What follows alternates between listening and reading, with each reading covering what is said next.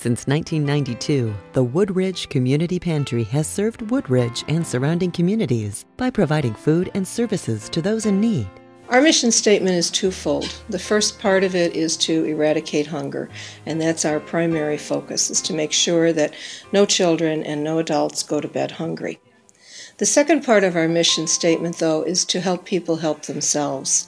We try to provide supportive programming that will enable them to improve their quality of life, help them to find jobs, to make things better for them, and eventually lessen their need for the first part of the pantry services or the direct services. The Woodridge community sees the benefit of the pantry's services every day. Looking back at its incorporation 17 years ago, the pantry has come a long way. Since 1992, the pantry has seen phenomenal growth. At the time that we became our own corporation, we were probably serving about 20 families a month. We had a little 3-ring binder that names and addresses were entered into, and everything was delivered one-on-one to people. They would call a phone number, we would get a referral from them, and we would go pick up the food and take it to their home. We're now serving almost 3,000 people every month, and obviously no longer doing that. We have a database of some 1,800 families that come to us for help. So it has been a phenomenal growth rate, and not something that's been an up and a down. It's really been a pretty much straight line growth. We'd like to reverse that trend or see it reversed, but unfortunately I don't think that's going to happen. In the 2 years that I've been at the pantry, I've really seen it grow, not only client-wise, but the services that we provide. I always look at the pantry and use the term one-stop shopping, because not only do we feed our neighbors in need, but the pantry has been very concerned about the quality of life for the clients and the community. And in that respect, we've actually provided different programs that not only will help people, but also providing services that they really need. So I think in that sense, the pantry is second to none.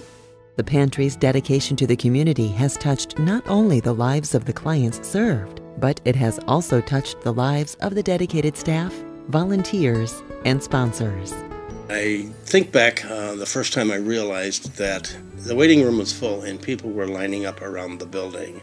It reminded me of pictures I've seen from the days of the Depression, the Great Depression, when people would line up around the block to get food at a soup kitchen or something. And it really took me back a step when I realized that they're lining up outside of our doors to come in because we have something they need, basic food for their families. That's not a particularly pleasant memory, but on the other hand, it made me feel very proud and very fortunate that we were able to be here to serve them. A defining moment in the history of the pantry was their incorporation in 1992 as a 501c3 corporation. This status, as a charitable organization, made donations to the pantry tax deductible. Prior to this time, most of the donations came from places of worship. However, this turning point allowed outreach to achieve a whole new level.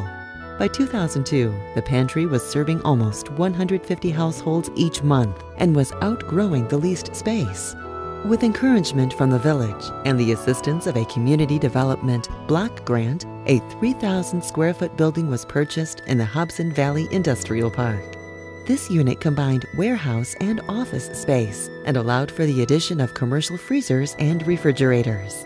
In 2008, serving an average of 630 households each month, the pantry was successful in securing a second community development block grant for $300,000, as well as a capital grant for $100,000 from a private foundation. This enabled them to purchase a second adjacent unit in the Hobson Valley Industrial Park, doubling their size to 6,000 square feet.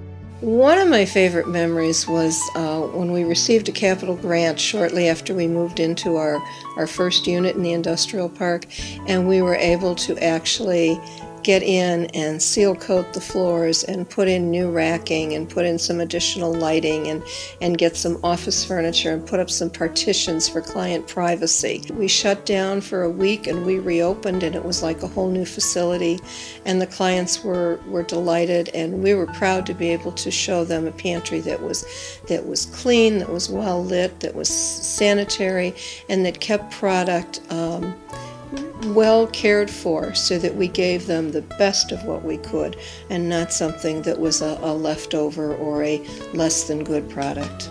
The many successes and phenomenal growth of the pantry has been made possible by two groups: volunteers and sponsors. We wouldn't be where we're at without our sponsors. We have sponsors that give us food in our food rescue program, and we have sponsors that keep the balance in our checkbook up too, because there's so many things we have to buy. So without both sponsors, we wouldn't be where we're at. I think our sponsors fall into two categories, kind of broad categories. One would be our food rescue partners. For example, the Jewel Food Store in Woodridge allows us to pick up donations from them 7 days a week now, and that includes meat and produce as well as bakery. Whole Foods in Willowbrook, we pick up from 3 days a week. We also receive large donations weekly from Pepperidge Farm and Butternut Bread. These are some of the mainstays that keep the shelves of the pantry filled. Also, working with Northern Illinois Food Bank, which is part of America's Second Harvest, we're able to order food at 18 cents a pound. That is a tremendous benefit to us. We get a truck from Northern Illinois every week, without which we would not be able to keep the shelves stocked. The other category of donors that we have are those who perhaps have food drives for us or make cash contributions, and they are really the backbone of what keeps us going. Over 41% of our donations come from private individuals, so we're not top-heavy funding from government or grants. It's really a grassroots support that is important to us, although certainly we highly value the civic organizations, the schools, and the corporations that support us as well. Additional sponsors that contribute to the Woodridge Community Pantry include Gladson, which donates a wide variety of products, and Cargill, which donates 1,000 pounds of meat per month. Starbucks, Panera Bread, and Great American Bagel donate bread and pastries each week. The farm in Westbont donates fresh produce throughout the summer. The pantry recently joined Feed the Children and Gifts in Kind International in its ongoing search for new food sources. Our sponsors are our lifeline. If it wasn't for our sponsors, the pantry wouldn't be able to do what we do. We have a great appreciation for the sponsors that we have. They have been very committed to the pantry.